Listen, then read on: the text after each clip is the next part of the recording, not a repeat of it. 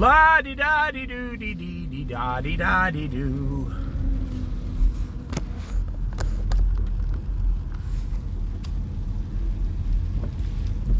How are you?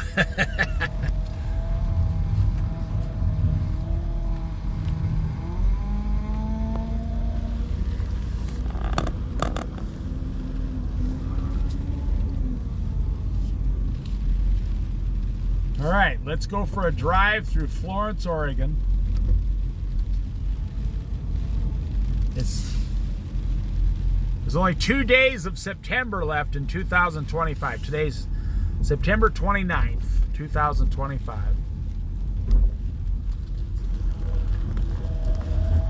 Look at that this guy drives us around now. Check it out. It says disabled veteran. That's nice.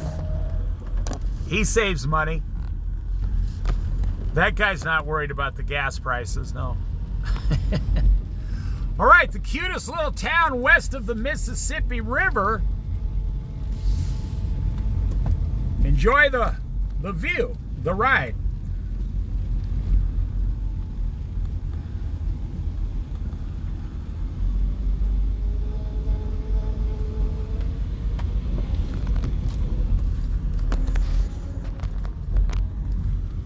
Someone walking their dog.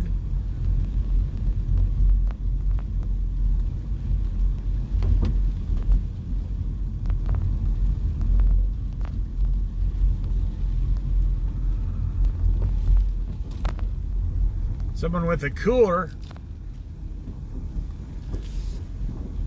going down to go crabbing in the rain. They got there's two of them, crabbing pot. They got 2 fishing rods. The rain doesn't stop people around here. They go crabbing, fishing. Those people will be having crab for dinner tonight, courtesy of the Siuslaw River. I like this fish they got at the port here. See it right there?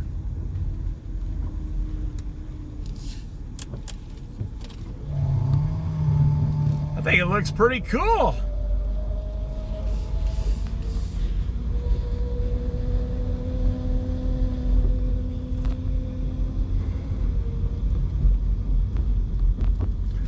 I like this painting of British here. That's next to the British tea house right there. Lovejoy's. That's like a British restaurant name.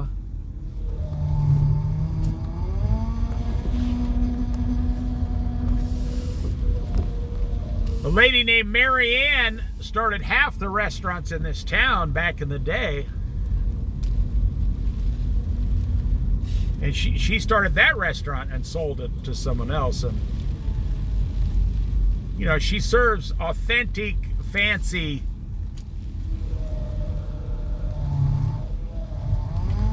English teas in there.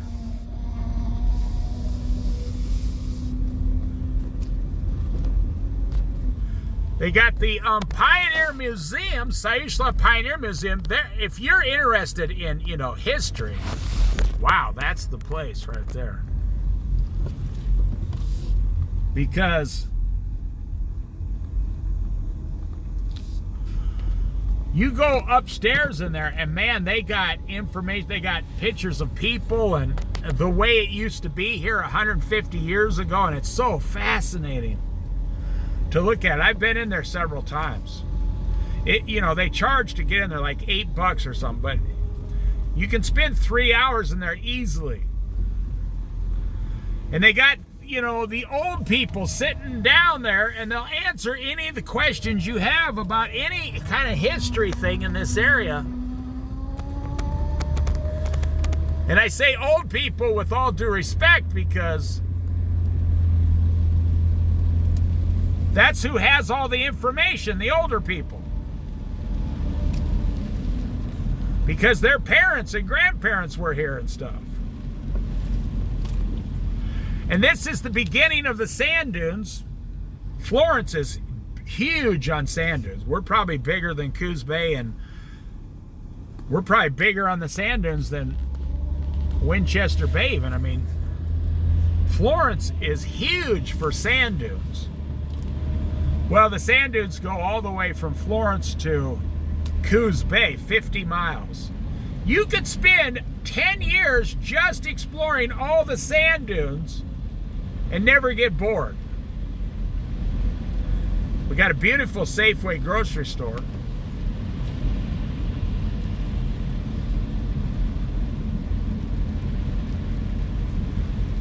But we do have an amazing Fred Meyer too, and we got a nice Bi-Mart.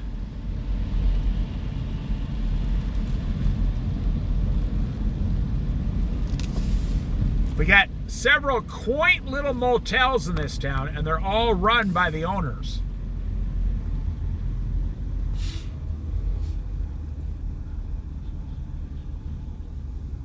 There's another fish right there, see? They got the second fish on Highway 101 there. That one looks sweet too. I like the color of that one. We got a nice Dollar Tree here. You know, we got McDonald's, Burger King, things like that.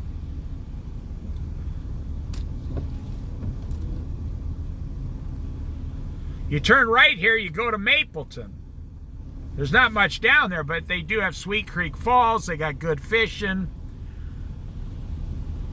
You stop at the general store down in Mapleton and get some good fried chicken. They got good fried chicken down there. We got several great Mexican restaurants in this town. And I know they're good because they've been here for many years. And restaurants don't make it if they're not good. We got the Elks Lodge over here. They do a lot of stuff for the community. We got a Goodwill, a nice Goodwill. We got a St. Vincent de Paul's. We got a good medical system here. I think this is turning into an ad to move to Florence. We do have like 50 homeless people living here. Even in the winter, because we got Abby's Pizza. Boy, that place is good. Way better than Domino's, I'll tell you that. Everybody goes to Abby's. Got an A&W. Got 3 or 4 auto parts stores. I don't even know how many it is now. Got like 15 churches in this town.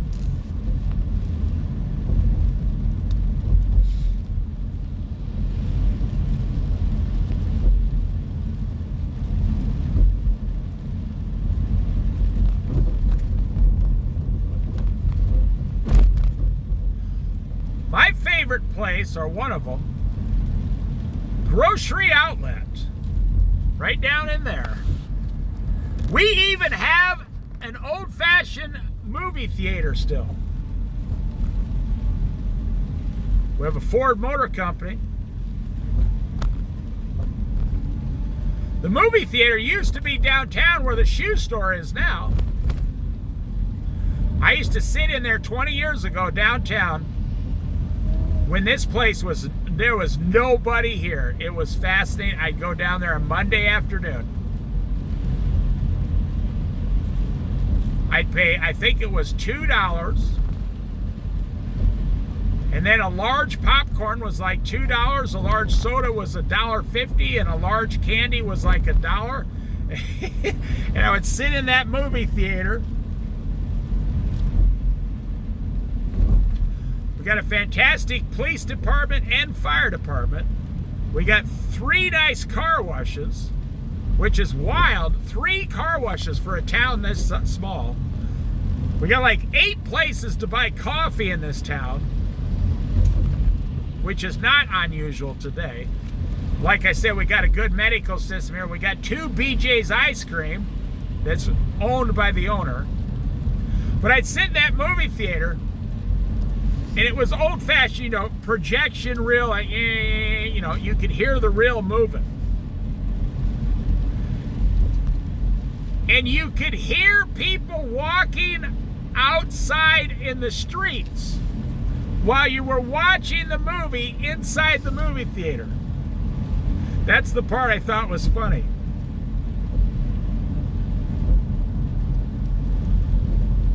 You would be like into some great movie scene. Oh, it was a huge theater.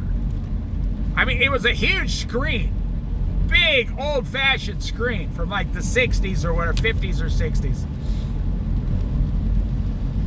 I mean, it was fast. It was like being in a miniature drive-in theater, but you'd sit in there, chomping on your popcorn, your candy, and sucking down your soda pop.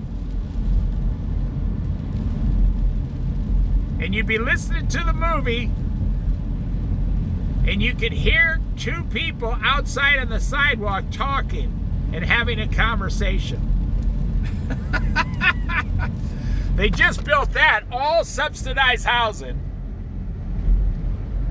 That's a Joe Biden federal government built all that.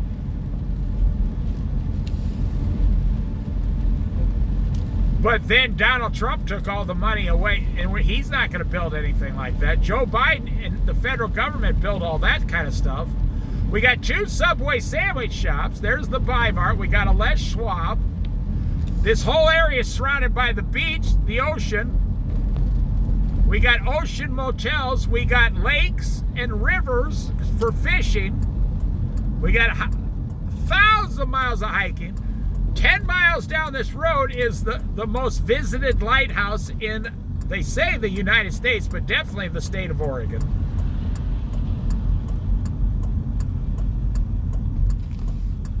The Hasita Head Lighthouse. They got the Sea Lion Caves. Those are not the sand dunes, no. That's just sand behind Fred Meyer at the golf course.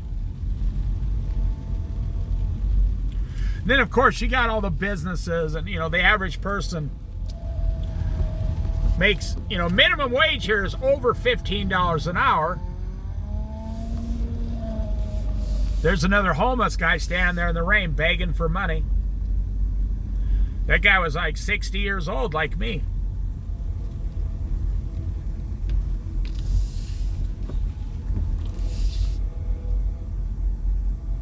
I'm not saying it's good or it's bad. I'm just saying it is. It's what's happening. I'm a Christian.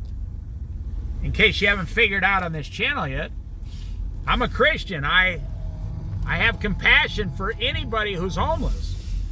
I don't care if it's my worst enemy. I still have compassion for anyone who has to stand outside, regardless of how they got there. And the reason I'm like that, it's not even that I'm a Christian, no. It's because I've been a restaurant manager for 25 years. That's what I did in life. Well, part of my life. And as a restaurant manager, you have to solve 15 problems a day. So you take 15 times 5 days a week, or solve 75 or 100. Let's just make it easy, 100 a week. Everybody's got a problem in the restaurant business. Every server, every cook, every busboy, every customer, all the vendors, the banks. So anyways, the owner usually has the most problems.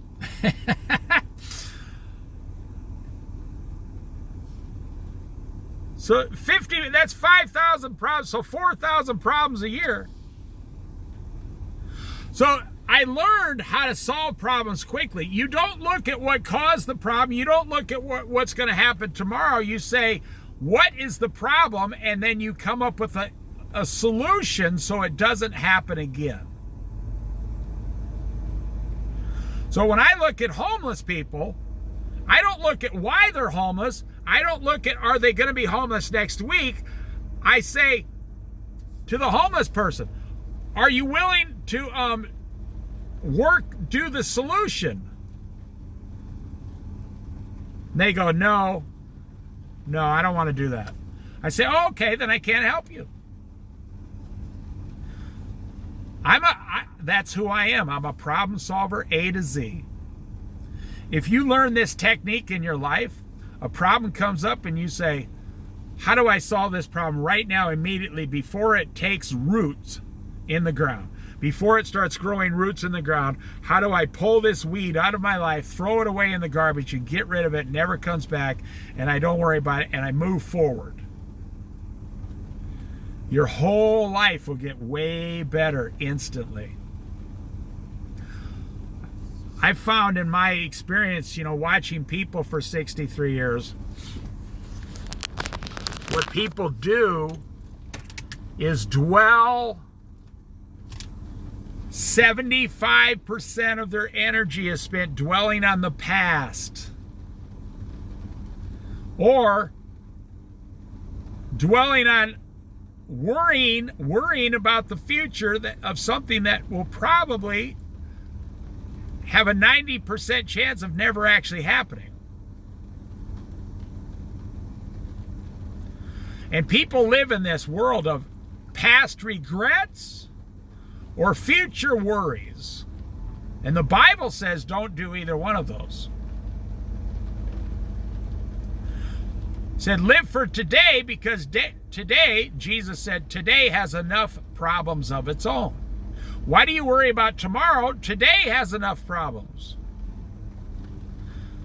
The disciples were asking Jesus, hey, what's going to happen in 3 months from now? Like we all do.